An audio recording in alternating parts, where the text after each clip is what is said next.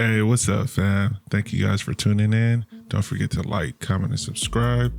Today, we'll be going over some creepy TikToks that left my mind in shambles. Seraphim is? No. So it's a... Do you think he knows what a seraphim You guys is? have such good vocabulary. Okay, so a seraphim is a heavenly creature, and it looks terrifying. It's basically described as 6 wings with eyes and like an eye in the middle. So like something like that. Yeah, if I saw that in a dream, we'd be talking to somebody immediately. Yeah. Well, how about seeing it in real life? Because in Mexico, at like this airport, these people were like filming something in the sky. You see that? That's so scary. The thing that looks like an eye in the middle is just like moving around. It's shifting. Like it makes sense though, like in scripture, when the seraphim and stuff would come to these prophets, they literally thought they were going to die. Yeah. They would say, do not fear. Yeah. When you see that, How could you you're not? just like, dude? I'm going to die. I'm going to die. This is what they saw in Mexico. And then this is a artist's interpretation. Yeah, exactly like it. So it's either someone's trying to make something look exactly like that, or it's There'll be signs in the sky. my goodness. It's true. Even That biblical description of a seraphim is absolutely mind-boggling. I can see why in movies they portray them as basically human-like with wings. For us, as scientists have spotted an angry biblical creature larger than a planet coming towards us from space, and they've been looking right at us. People were terrified after one man looked through his telescope to see an insanely bright light shining down, almost the size of our moon, radiating several different colors at once, and even appearing like a cross or a bright being descending. I can definitely see that it's changing colors, and I can see this even without looking at my camera. This gets creepier as the Bible describes in Luke 21:25 the Star of Jacob appearing in the night for weeks after disasters and wars before life ends. And this is exactly what scientists say will happen with this star.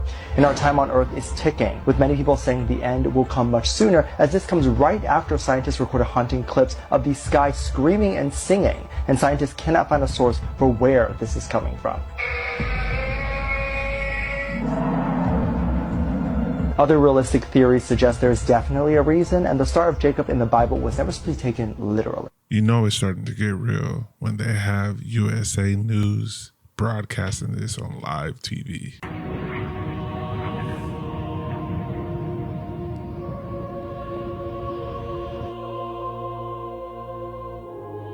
UFO crashed in New Jersey.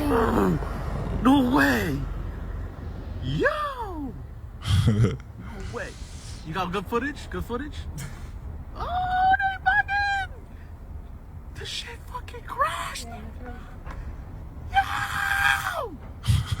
Kind of looks like a small little airplane to me, but who knows? Here's your proof right here in this video. So what you're looking at is a drone or a plasmoid or a UAP, whatever it is, got stuck in the top of this tree. These people got it on video, and as you can see, it looks completely different when the light's shining on it or when there's not light. So this is another strange thing that's happening among many. I've recently made a friend that shot down one of these things. That video's on my page. But what in the world is going on? People are so desensitized right now, or they're brainwashed in the fact that we're seeing these things with our eyes and we're not even fazed. I mean, what type of people are we today? I remember years ago someone did a fake alien invasion joke on the radio and it caused chaos. So now we're seeing it with our eyes and people aren't doing anything. But my question to you is, what was that? Or what is this right here in that tree? My goodness. Make sure that you're following this page. Comment below what you think. Get ready, guys. Yeah, that photo looks like something that you'll see in like a biology class. But I do agree with him that I think we are desensitized, and I think it's mainly just due to Hollywood because of all the crazy movies and alien abduction stories that they've been releasing. What we're thinking of as aliens are they're extra dimensional beings that an earlier precursor of the space program made contact with. They are not what they claim to be. They have infiltrated a lot of aspects of the military establishment, particularly the Area 51. The disasters that are coming, the military, the government knows about them, and there's a lot of safe areas in this world that they could begin moving the population to now, Art. But they're not doing anything. They are not. They want the major population centers wiped. Yeah, I think I remember hearing that years ago. It was on Art Bell's Coast to Coast. I believe he called in, and then he told him that story, and then hung up. He called back again and said that it was all fake. And Art was kind of asking him like, why is it all fake now? And then they lost connection. Never heard from him again. It's pretty crazy. Of ours, who will remain nameless, went there. Yeah. Got to go on a cool experience, trip, etc. And he said a couple interesting things. He said the mountains looked eerily pointy and four-sided. He said way more mountainous than he thought it would be. I think the illusion, maybe from looking at maps and watching penguins, By the way, you can see flat mountains. You can see mountains on the Orontius Phineas map, basically. Oh, is that what the little etchings around the are? edges there? Interesting. Those are mountains. Now, he also said this. He said a couple things. He said there is a pact with every country that has a slice of it that they will not dig or remove any minerals from Antarctica. And he even said that a scientist was there, said to them, World War III will not start until one of these countries breaks that pact. They are clearly protecting or preserving something that may or may not be under, I believe it's 3 miles, Mark was saying earlier, at its thickest of ice. With all the stories about deep underground military bases that they have, none of this sounds crazy to me at all. If you do a little research on Antarctica, you'll realize that there's a lot more craziness out there. Talk about souls. They were interested in our soul somehow. How do we have a soul? How does this container hold a soul? That was a strange conversation. I thought, man, that's just weird stuff people talk about on this base. I was sitting outside of my office, smoking a cigarette at the table with all the guys from the 732nd, the communication guys that listen to people talk. There was a couple of officers there. There was a first lieutenant and a second lieutenant, and then I believe there was a lieutenant colonel. They were talking about how these beings from another planet were interested in our soul. How did our soul get in our body, and how could they extract our soul? How did it fit? Could they move the soul to another vessel? Stuff like that. It was like, it was crazy, but I just listened, and it started to make some sense that these beings from another planet are interested in our soul. And how is it in the container? And they could repair our containers and do all kinds of stuff to us, but they couldn't get our soul. They wanted to know how to capture the soul. We were on an Earth school. Our souls were in school. Somehow this is where our souls came to learn. And they wanted to know how to get our souls, the knowledge of the souls or something that we've learned in this lifetime, this incarnation. Supposedly we reincarnate. I guess we pick our own lives and we made to forget, and then we're born again. And then we die and we go back to the soul world, wherever the souls go, and we get to keep doing that until we learn and learn and learn. And they were talking about all this interesting stuff I found fascinating. Somebody's got to be translating this otherworldly communication, and I just can't get over the fact that we figured out a dialect. Where did you figure it out? It makes no sense. And how many other species are we not aware of, or they're aware of and I don't know about? And, something's wrong. It's a whole world of deceit. We're going to Iraq to get artifacts? Not to get anything but artifacts. That was the most important thing, they said. There were things in Iraq that were so old that we had to go get. And Bush wanted those artifacts. It was very important. We got them. They said they got everything they needed from that country. You're looking for the Ark of the Covenant type stuff. Weapons like that. It's a weapon. Supposedly it has the power to kill, and you're not supposed to look upon it or anything. We needed this for our own protection type thing. This is very important that we had this. Almost like a very big treasure, and if we have it, we're safe. They can't touch us type thing, and we've got it. Man, what do you guys think about the whole soul container and all that? To me personally, I find it super interesting, and just learning that this is coming from like military people means that they know way more than they're not letting off to us.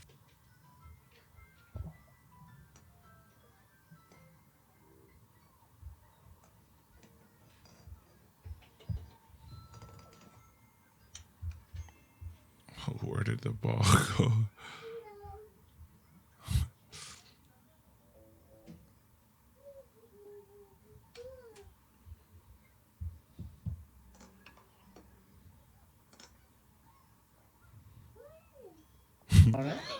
Y me está flotando. Pero no está bugueado. The hell? Está bugueado la Matrix. ¿Qué coño? ¿Qué va a ser coño? No, ¿qué cojones, no? No, estoy rayado. ¿Qué está flotando? No me lo puedo creer. ¿Qué está flotando un pedazo de paja? ¿Qué coño hay? ¿Y yo qué? Cojones, hermano. ¿Yo que no hay nada arriba? No hay ni cable, no se ven.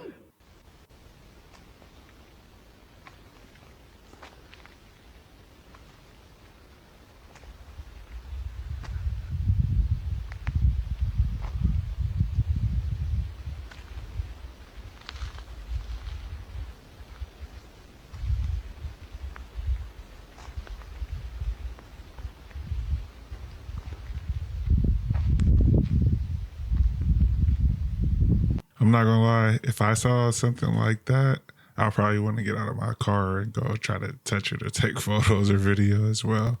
But that little girl playing with the ornament and it just disappearing, insane. A glitch in the Matrix story of Laura Buxton. Who's that? She's a little girl. She decided one day to write a letter, put it in a balloon, and let it fly. Okay. Right? In hopes that somebody will write back to her. Yeah. Your granddad said that I might find a pen pal. Time goes by, and a balloon comes back to her, and the letter inside is to Laura Buxton from Laura Buxton. What? Yeah, it's crazy. From Laura Buxton. Is it from herself? No, it wasn't. No, somebody's trolling. What happened was the balloon ended up landing like so far away in a farm. Farmer picked it up, saw the letter inside the balloon from Laura Buxton. He's like, what the heck? That's my neighbor. But it wasn't the same neighbor. Wait, what? There's another Laura Buxton, like miles and miles away, that lives right beside the farmer. Oh. Now it just so happens this Laura Buxton, she has a dog, just like the real Laura Buxton. Each had a 3-year-old Labrador, a pet rabbit, a tan guinea pig. That's too specific. Same hairstyle, medium-length brown hair, same height, same age, same pets. They ended up meeting. Yo, this person is exactly like me. Yeah? To this day, they're friends. This is them now. They're older. Okay, they don't look like But those, as like- kids, though, One of them is a skinwalker. people are saying like, oh, that's a simulation glitch. They built two of the same NPC. Yeah, that's pretty crazy. That whole story just has me lost for words. That's pretty insane. Chapel that has a staircase in the church that does not use wood, any nails, any glue from this earth. So, did you ever hear about the mystery of the Loretto Chapel? Never heard about it. So they are building this chapel in New Mexico, right? And the French architect who was building this chapel all of a sudden died. He did not complete the staircase to the choir loft. So the sisters of the church, they pray to St. Joseph that someone is sent to build these stairs. At the end of the 9 days of prayer, this man comes in from across the desert riding a donkey, walks into the church, and he says, I was sent here to build stairs. So listen, he built these stairs in 3 months, right? And just dipped the sisters like, well, we didn't even pay him. So the sisters went to the lumber yard and said, do we owe you anything? And they said, this man never came and got wood from us. And there's not a single nail used on this staircase. So the curator of this chapel, he brought in over 120 experts, and they all said that it's physically impossible to create this staircase. So the sisters believe Joseph himself came because he was also a carpenter. I love hearing stories like this because they're so intriguing. And if they are true, they literally leave you speechless. Here's some really weird stuff about frequencies. Yeah. Do you know the man named Robert Monroe? Nope. No. This guy, he figured out the science to use certain frequencies to control out-of-body experiences. But what's creepy is that, and he would speak to entities Oh no. that would teach him how to use frequencies. Yeah. Nikola Tesla also talked about learning in his sleep, like out-of-body experiences and learning from entities. All these brilliant people all talked about how they learned stuff while they slept. But what's creepy is that the CIA basically bought his patents to start the Project Stargate, which is, he said, you can travel across the universe and you can go into different dimensions. You can go to the subatomic level. You can do whatever you want. But people always talk about when they leave, there's always an entity that is showing them around and teaching them stuff. They're versions of yourself. This is what he's being taught by this entity. He's like, and he stated this thing. He's like, you can be your own god. Heard that before. Red flag. It's like the same concept as like taking DMT and stuff. Like, I think you really are accessing the spiritual world, you know? They're going into this spiritual realm and they probably should not belong there. Yeah. I find all of this stuff super interesting. I love researching, reading books, watching videos on it, specifically Robert Monroe. They do have the Monroe Institute where they do teach you how to astral project and try to open your pineal gland. All of that stuff is super interesting. And the fact that the CIA decided to patent it, wild. Trees? What the This might be the clearest UFO sighting they have on video. Happened in Arizona like last week. Damn. Baby, don't move. I mean, outside the truck, don't move. Oh my God. That's... My heart's pounding. They're literally just chilling. Watch this. I tell you. Yep, I see this. You seen this one? The ones chilling in the house and then they look over in the sky and they see multiple ones. Warm moving. Oh, as wild as this is though, like, yeah, no one's going. It's not like, that wild. Yeah. It's not even wild anymore, bro. Like, if this happened in 2005. Yeah, like he said, if this happened in 2005, it would be chaos breaking out. But since we've already been desensitized to all this stuff, seeing the drones everywhere, seeing the UFO briefings, it's like everyday nature now. We're always finding out something new that's happening. In Japan, he started to record a discussion between passengers.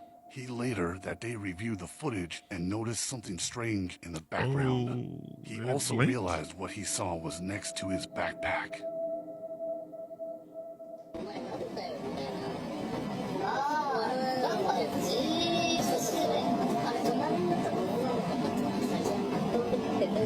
Yo.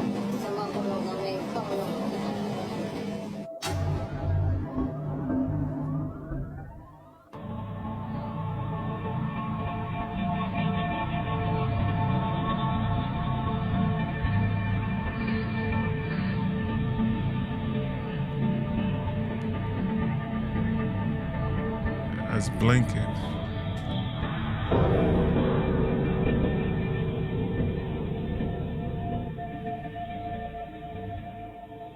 That looked like some stuff out The Grudge, man. We've been wrong about dinosaurs this entire time. They weren't those clumsy reptiles with cute little baby arms. No, they were something far more terrifying.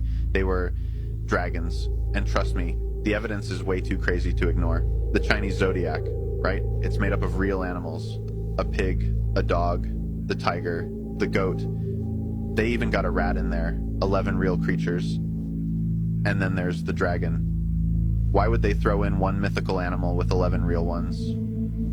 What if it's not mythical at all? Now, why do they show up in every single culture?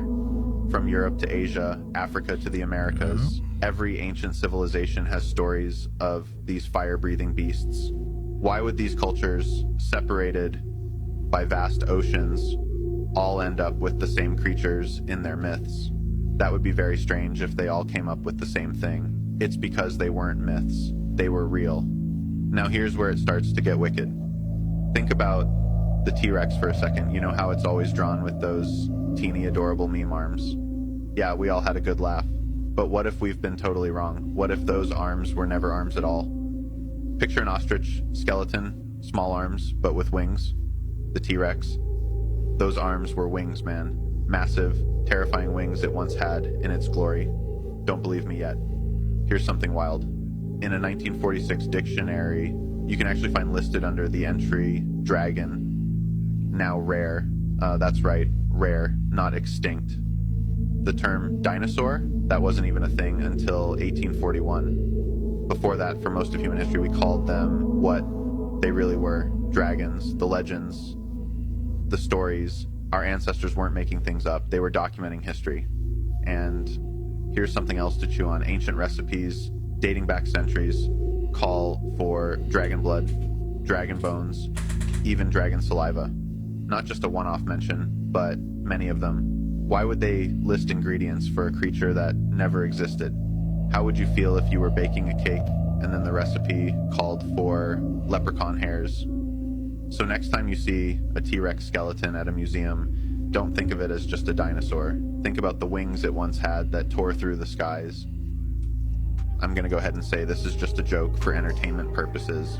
Yeah, I find it weird with them having recipes for dragon saliva and dragon bone and them not even being a real thing. That is pretty crazy. And also the fact that they have depictions of dragons and all these other cultures across the world without having any communication with each other is mind-boggling. Thank you guys for watching. Don't forget to like, comment, subscribe, and then tune in next week. We'll be going over some more creepy and strange TikToks that'll leave you shook.